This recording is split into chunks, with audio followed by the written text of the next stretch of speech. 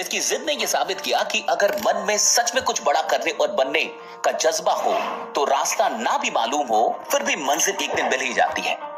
यह लड़का 3 भाई था। पिताजी रेलवे में एक साधारण क्लर्क थे, तो आमदनी का कोई खास बड़ा सोर्स नहीं था, लेकिन फिर भी ये तीनों लोग प्राइवेट स्कूल में पढ़ रहे थे।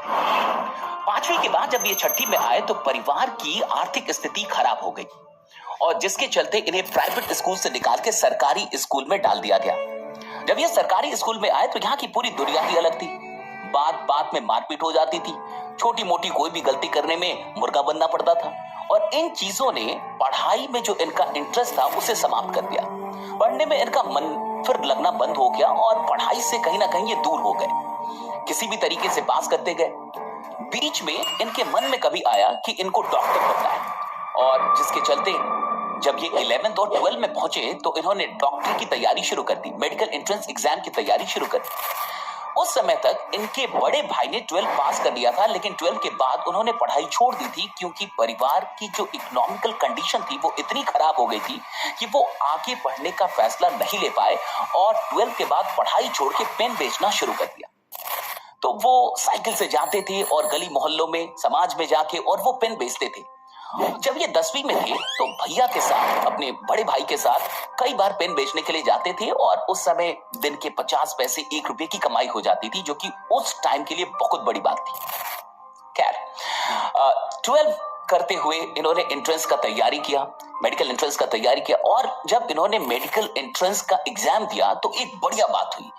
12 का एग्जाम दिया और उसी साल मेडिकल एंट्रेंस का भी एग्जाम दिया और मेडिकल एंट्रेंस के एग्जाम में ये पास हो गए। पूरे परिवार में खुशियां फैली कि अब लड़का डॉक्टर बन जाएगा, सब लोग खुश हो गए। लेकिन अभी कुछ बाकी था, वो था 12 का रिजल्ट। जब 12 का रिजल्ट आया तो पूरी खुशियों पे पानी फिर गया। क्यों? क्योंकि 12 में इन्हें मात्र 49% नंबर आए और मेडिकल कॉलेज में दाखिला के लिए कम से कम 50% नंबर चाहिए था, यानी 1% से यह सपना पूरा होने से चूक गया। खैर 12 में कम नंबर आने के बाद इन्होंने ये तय किया कि फिर से 12 का एग्जाम देंगे और इसके लिए इन्होंने अपना स्कूल बदल दिया क्योंकि फिर से उसी स्कूल से 12 का एग्जाम देना इनके लिए इन्हें अच्छा नहीं लग रहा था। तो स्कूल बदल के और फिर से दोबारा इन्होंने इंटरमीडिएट का एग्जाम दिया और इस बार पूरे स्कूल में ये टॉप आए, बहुत अच्छे नंबर आए और बहुत बढ़िया रिजल्ट रहा। मैथ में तो 100% नंबर इन्हें मिले। इसके बाद फिर इन्होंने ये तय कर रखा था कि बनना तो डॉक्टर ही है, तो इसलिए आगे ग्रेजुएशन में एडमिशन क्यों लेना। लेकिन बहुत सारे दोस्त, बाकी के जो दोस्त थे वो ग्रेजुएशन में एडमिशन ले रहे थे, तो इन्होंने सोचा कि चलो फॉर्म भर देते हैं, हम भी कॉलेज में एडमिशन ले लेते हैं, भले कॉलेज में क्लास करने नहीं जाएंगे। तो जब फॉर्म भरने की बारी आई तो इन्होंने फॉर्म में बोटनी भर दिया था और लाइन में लग गए थे। तो लाइन में जो आगे बच्चा खड़ा था उससे इन्होंने पूछा कि तुमने क्या भरा है, तो उसने कहा स्टैटिस्टिक्स, सांख्यिकी, और उसने समझाया कि सांख्यिकी बहुत आसान विषय है तो इसमें पास होने के लिए ज्यादा पढ़ना नहीं होगा। तो इनको भी लगा कि ऐसे भी मैथ में मेरे 100% नंबर आए हैं तो ये बोटनी क्यों रखना। तो इन्होंने भी बोटनी कट करके स्टैटिस्टिक्स लिख दिया और इस तरीके से सांख्यिकी विषय में इन्होंने भी दाखिला ले लिया। खैर अब बारी आई कि नंबर अच्छे आ गए थे और एंट्रेंस एग्जाम की तैयारी कर रहे थे। उसके बाद इन्होंने जितने भी मेडिकल एंट्रेंस एग्जाम दिए उसमें से कभी वो पास नहीं हो पाए, किसी भी एग्जाम में पास नहीं हो पाए। दुर्भाग्य देखिए, पहले पास हुए तो 1% से छूट गए और अब जब नंबर अच्छे आ गए तो मेडिकल एंट्रेंस से नहीं निकला। जब मेडिकल एंट्रेंस की बारी थी तो उसी दौर में इनकी तबीयत काफी खराब हो गई और जॉन्डिस के चलते ये हॉस्पिटलाइज हो गए और पूरा 1 साल इनका बर्बाद हो गया। 1 साल बर्बाद होने के बाद और जब एंट्रेंस में ऐसे भी निकल नहीं पा रहे थे तो इनको लगा कि अब कॉलेज ही जाना बढ़िया है। फिर ये कॉलेज गए, कॉलेज जाना शुरू कर दिया। कॉलेज में जब ये आए तो इनकी जिंदगी में नया चैलेंज आया। ये थे हिंदू कॉलेज में, दिल्ली का हिंदू कॉलेज, आपको पता हो। अब जब वो वहां पहुंचते हैं तो वहां पे जितने भी इनके दोस्त हैं वो सब अंग्रेजी में बात कर रहे हैं, सब अंग्रेजी में टर सारे लोगों की अंग्रेजी बहुत अच्छी, फटाफट अंग्रेजी बोल रहे हैं। और ये थे सरकारी स्कूल से, अंग्रेजी में इनके हाथ थे तंग, इन्हें अंग्रेजी आती नहीं थी। तो 6 महीने कॉलेज जाने के बाद इनको लगा कि इस कॉलेज में आने का क्या फायदा जब मैं किसी से बात ही नहीं कर पा रहा। लोग बात करते थे लेकिन इनकी आवाज नहीं निकलती थी, किसी लड़की से भी बात करना हो उसमें भी सोचना पड़ता था। अब इनको लग रहा था कहां फंस गए। तो कुछ लोगों ने बताया कि अगर आप अंग्रेजी के नॉवेल्स पढ़ेंगे, उपन्यास पढ़ेंगे, तो अंग्रेजी बढ़िया हो जाएगी। ये बात पता चल गई और ये पहुंच गए, पहली नॉवेल खरीदी और वो नॉवेल थी लगभग 900 पन्नों की। तो जैसे ही पन्ने देखे, पन्ने देख के होश उड़ गए और इन्होंने किताब रख दी कि भाई ये मेरे वश की बात नहीं है। इतनी मोटी किताब खरीद ली थी, फाउंटेन हेड करके कोई किताब। उसके बाद लेकिन फिर भी और भी लोग के कहने के बाद इन्होंने पढ़ना जारी रखा और उस पूरी एक साल में लगभग 12 नॉवेल्स इन्होंने खत्म कर डाले। अब इतना हो गया था कि अंग्रेजी बोलने आए या ना आए, लेकिन इतना कॉन्फिडेंस आ गया था कि बीच में पंगे ले सकते थे। अगर 4 लोग बात कर रहे हैं तो उसके बीच में जा सकते थे और थोड़ा बहुत बोल सकते थे। तो इतना हो गया था। कॉलेज के वक्त में पढ़ाई में तो ये ज्यादा इन्वॉल्व थे नहीं। 3rd ईयर आते आते ये पॉलिटिक्स में बहुत अधिक इन्वॉल्व हो चुके थे।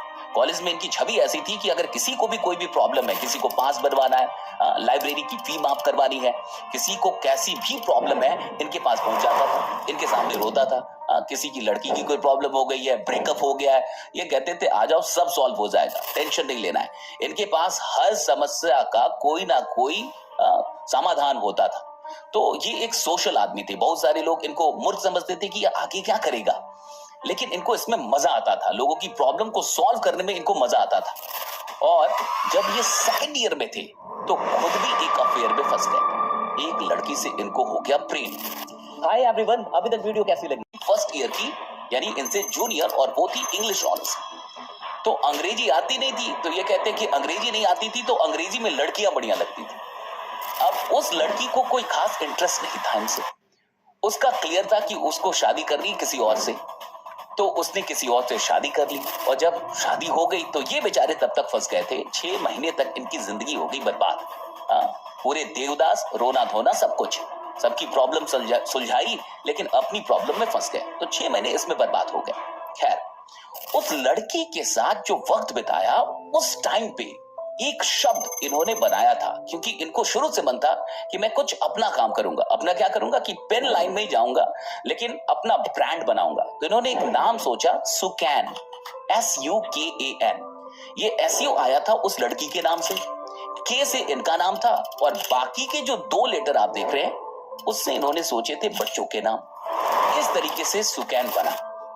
जब ये अपने काम में आए कॉलेज के बाद अच्छे ढंग से काम करने के लिए, तो जब इन्होंने कंपनी का ये जो नाम था ये दिया बनाने के लिए, बोर्ड बनाने के लिए, तो जो लड़का वो बोर्ड बना के आया उसने सुकैन की जगह सुकैम लिख दिया। एन को हटा के एम लिख दिया गलती से। और तब इसमें लगभग 450 रुपए लगते थे। तो इन्होंने कहा कि फिर 450 रुपए इसको देना होगा, इससे अच्छा है कि हटाओ, ये एन अब एम ही रहेगा। और इस तरीके से वो जो सुकैन था वो सुकैम हो गया। खैर, जब ये कॉलेज से बाहर निकले तो फिर इनका अब तो मेडिकल में जाना नहीं था। तब तक इनके बड़े भाई ने पेन की लाइन में बढ़िया धंधा कर लिया था। नई सड़क पे अपनी एक दुकान बना ली थी, अपनी गाड़ी भी ले ली थी। तो उसी बिजनेस में ये भी लग गए। बिजनेस में तो लग गए, लेकिन शुरू से इनको मैन्युफैक्चरिंग करना था। खैर, 2 साल काम किया और भाई के साथ काम करके एक और दुकान खड़ी कर दी नई सड़क में ही। बढ़िया सब कुछ चल रहा था, लेकिन भाई को बार बार ये कन्विंस करने में लगे थे कि मुझे मैन्युफैक्चरिंग करनी है। और इनके भैया बहुत डरते थे कि इतनी मुश्किल से यहां तक आए हैं, अगर ये कुछ और करेगा और वहां लॉस हो जाए फिर परिवार कैसे चलेगा। तो भैया कन्विंस नहीं हो रहे थे। एक दिन फाइनली अपने पिताजी के पास पहुंचते हैं और उनसे कहते हैं कि मुझे ये नहीं करना, मुझे करनी है मैन्युफैक्चरिंग। पिताजी भी टेंशन में आ जाते हैं कि यार इसको करना क्या है। वो बाकी के 2 बच्चों के लिए काफी आश्वस्त रहते हैं, लेकिन इनके बारे में उनको बहुत टेंशन होता है, क्योंकि ये लेफ्ट राइट इधर उधर भटकते रहते हैं। और ये बहुत बड़ी बड़ी बातें करते थे कि मैं कुछ बड़ा करूंगा, मैन्युफैक्चरिंग करूंगा, ब्रांड बनाऊंगा। तो परिवार में जो भी बड़ी बातें करता है उसको पचाना बड़ा मुश्किल होता है परिवार के लिए। और कई बार परिवार के लिए वो टेंशन होता है कि ये करेगा क्या। अब पिताजी को नहीं समझ में आ रही है क्या करेगा, लेकिन कोई कन्विंस नहीं हुआ। जब फाइनली कोई कन्विंस नहीं हुआ तो इनको लगा कि अगर पेन की लाइन में रहूंगा तो झगड़ा हो जाएगा। और इस झगड़े से बचने के लिए कि रिश्ता कहीं खराब ना हो जाए, इन्होंने फाइनली ये तय किया कि अब मुझे ये काम ही नहीं करना। और ये पहुंच गए जॉब करने। देखिए कैसी कहानी है, जॉब करने पहुंच गए। मैं आपको बता दूं कि जब ये 12 में थे तो इनके साथ एक और घटना हुई थी। परिवार में बहुत सारी चीजें गलत चल रही थी उस वक्त, और फैमिली में कुछ झगड़े चल रहे थे। दूसरों से। और उन झगड़ों के चलते एक बार लड़ाई में ही इन्हें जेल भी जाना पड़ा था, जुल्म के दौरान। तो एक बार जेल होके आ गए थे। अब जेल होके आने का क्या रिजल्ट रहा ये मैं आपको आगे बताने वाला हूं। जब ये नौकरी में आए तो ये केबल टीवी की कंपनी में इन्होंने ज्वाइन कर लिया और सेल्स की नौकरी पकड़ ली। सेल्स तो आती थी, 10वीं से ही सेल्स सीखा था, पेन बेचना इनको आता था, तो सेल्स की बारीकियां पता थी, इसलिए माल बेचने में कोई इनको शर्म नहीं थी और ये काम इनके लिए आसान था। केबल टीवी की कंपनी में आ गए और जाके समाज में, होटल्स में, सब जगह जाके और बिजनेस लाने लगे। अब हुआ क्या कि चूंकि एक बार जेल जा चुके थे तो इनको लगा कि लॉ पढ़ लेता हूं। तो 2 साल नौकरी करने के दौरान ही ये लॉ करते रहे इवनिंग कॉलेज से। लॉ में एडमिशन ले लिया और लॉ को बहुत सीरियसली किया। क्यों? क्योंकि जेल गए थे तब इनको पता चला था कि अगर लॉ की डिग्री होती तो फिर इनको बी क्लास की ट्रीटमेंट मिलती, यानी खराब ट्रीटमेंट, थोड़ी सी अच्छी ट्रीटमेंट मिलती। तो इनको लगा कि कम से कम अगर फिर से जेल जाने का मौका मिला तो थोड़ी ट्रीटमेंट तो बढ़िया मिलेगी, तो लॉ कर लेता हूं।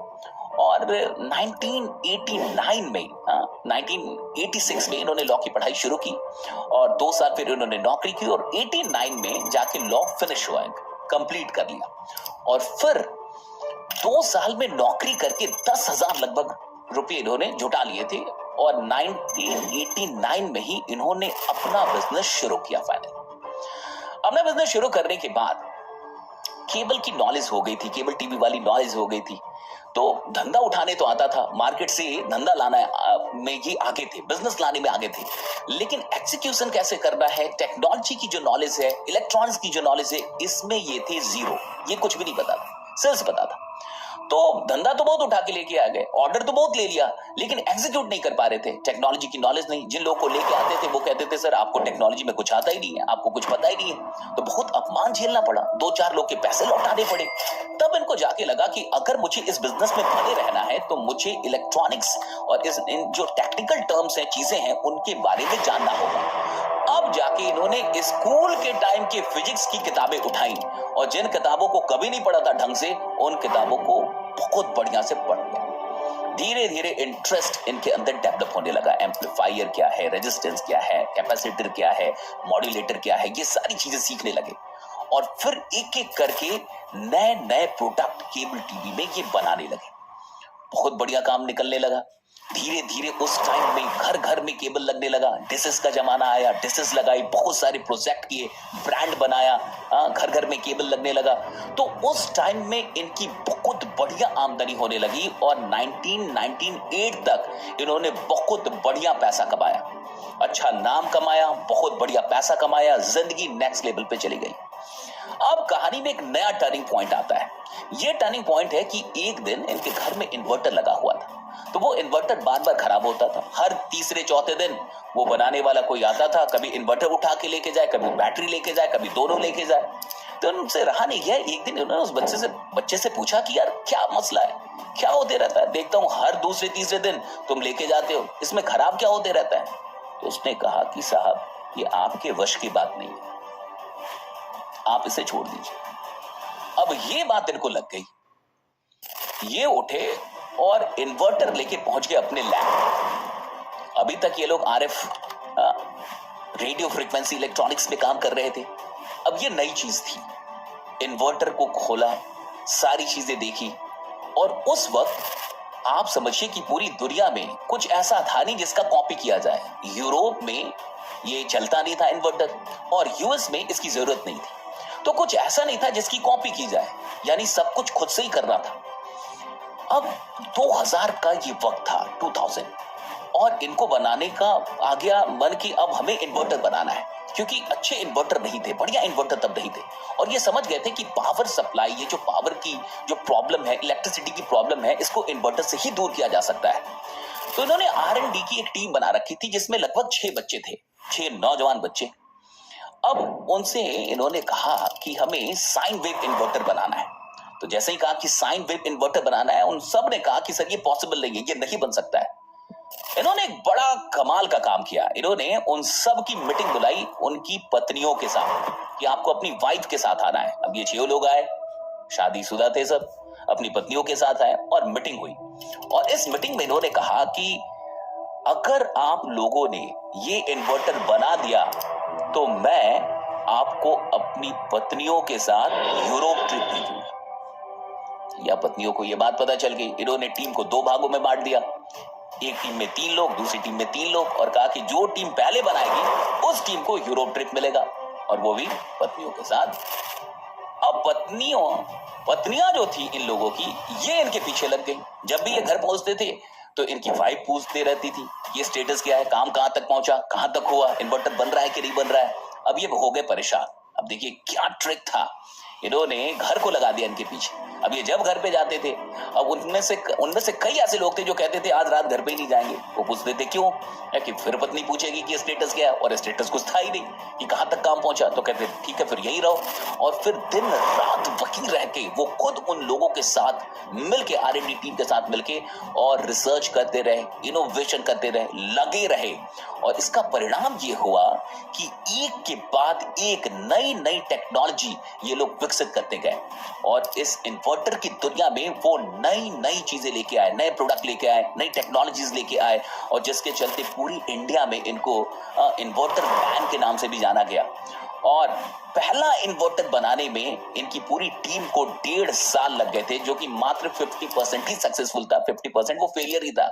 लेकिन आज पूरी दुनिया में ये वर्ल्ड लीडर है। आज 90 से अधिक देशों में, 2003 में तो ये लोग एक्सपोर्ट करना इन लोगों ने शुरू कर दिया था, श्रीलंका में, बांग्लादेश में, ईरान में, अफगानिस्तान में, आप नाम लीजिए, 90 से अधिक देशों में इनके इन्वर्टर चल रहे हैं, और 90 से अधिक देशों में ये पूरा व्यापार, और आज ये जो कंपनी है वो 3000 करोड़ की कंपनी इन्होंने बना दी। 2000 से अधिक एम्प्लॉइज हैं, 6-7 फैक्ट्रीज हैं। आप समझ सकते हैं कि कैसे एक इंसान ने 10,000 नौकरी से जुटा के और अपने व्यापार की शुरुआत की थी।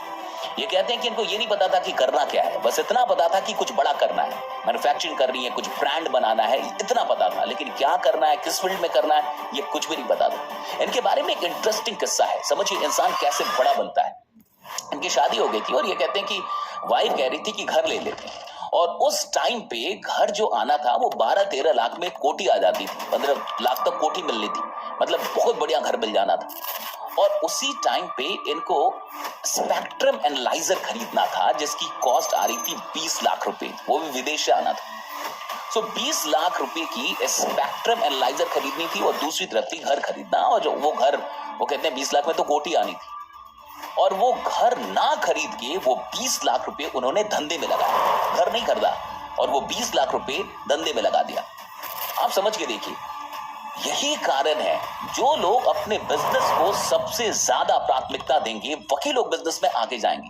अगर आप कोई भी काम कर रहे हैं और वो काम आपके लिए फर्स्ट प्रायोरिटी है, तो आपको आगे बढ़ने से इस दुनिया में कोई नहीं रोक सकता।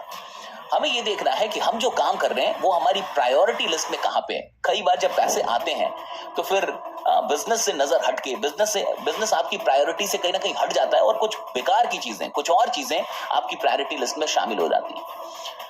कुंवर सचदेव इस इंसान का नाम है, और पूरी दुनिया के अंदर आज एक बड़ा नाम। कभी साइकिल से अपने बड़े भाई के साथ पेन बेचने वाला ये इंसान 3000 करोड़ की कंपनी, आज सोलर एनर्जी के क्षेत्र में भी बहुत बड़ा काम कर रहे हैं।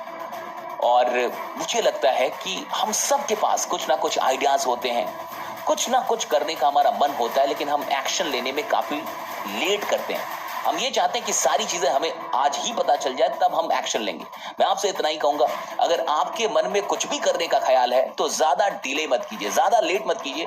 आज जो आप काम कर रहे हैं, जरूरी नहीं कि 10 साल बाद भी आप वही काम कर रहे हो सकता है कुछ और कर रहे हो, लेकिन जब आप कुछ करना शुरू करेंगे तभी आप कहीं पहुंचेंगे भी। बहुत बहुत शुक्रिया। अगर आपको ये कहानी अच्छी लगी हो तो कमेंट करके जरूर बताइएगा। क्या ये कहानी सुनने के लिए आपका धन्यवाद, और प्लीज़ चैनल को सब्सक्राइब करना, शेयर करना